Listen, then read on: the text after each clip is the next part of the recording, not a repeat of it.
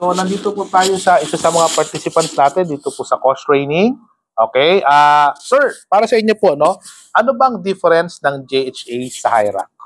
Kanina po, based sa ating natalakay na JHA, na ang ibig sabihin ay Job Hazard Analysis, ay tinutukoy po natin sa isang particular na trabaho kung ano yung hazard at kung paano natin masosolusyonan yung magiging panganib at paano natin makokontrol yung magiging panganib.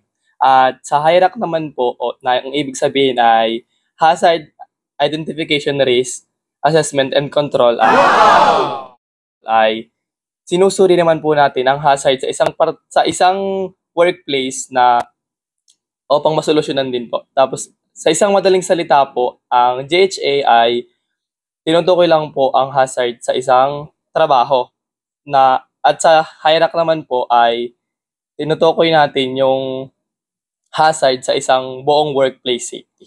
Okay. Sige po. Ano bang mas tawag sa inyo talaga dapat?